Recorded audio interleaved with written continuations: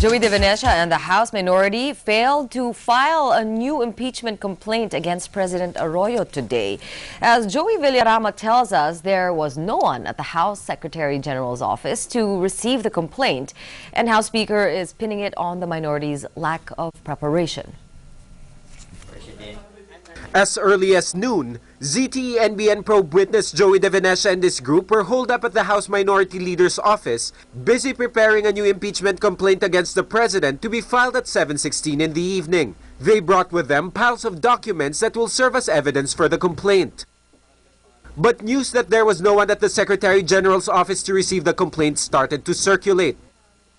The Secretary General is supposedly out of the country, and her deputy will not be in until Monday morning.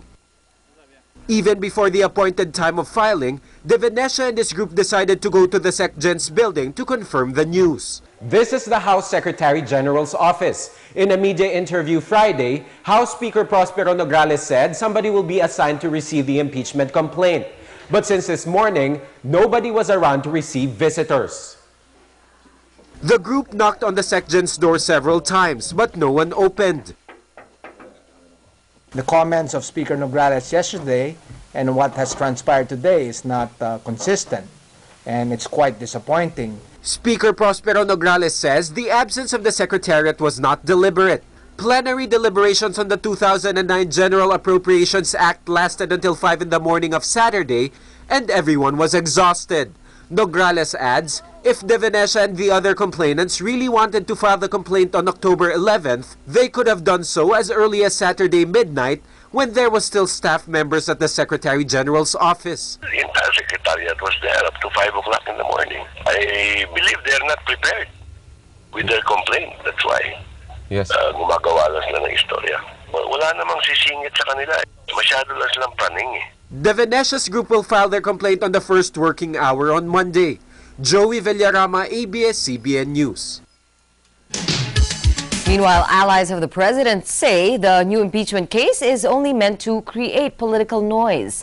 Ina Reformina with this report. Just wondering, why was the president's allies at the lower house believe the complainants in the latest impeachment case against her are aware that they still lack the numbers to remove the president.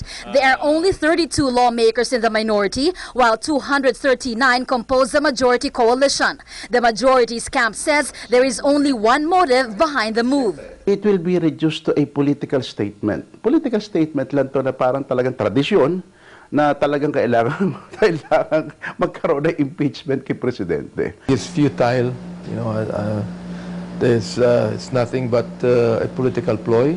This is just one of those things that made the country more unstable. The timing, they say, is also off because of the current global economic crunch.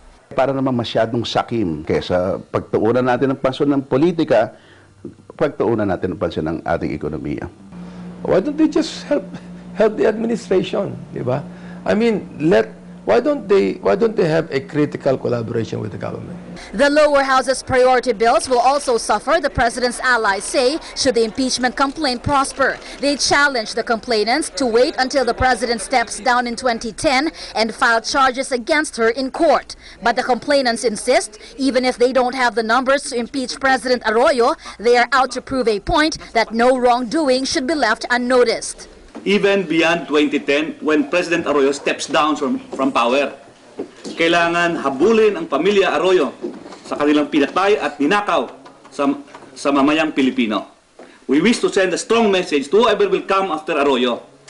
No president can kill, no president can steal and get away with it. Malacanang, meanwhile, says it will respect the process and allow it to run its course. Tingnan din natin, may due process naman yan. Ina Reformina, ABS-CBN News. Finance Secretary Gary Teves says the resignation of Tax Chief Lilian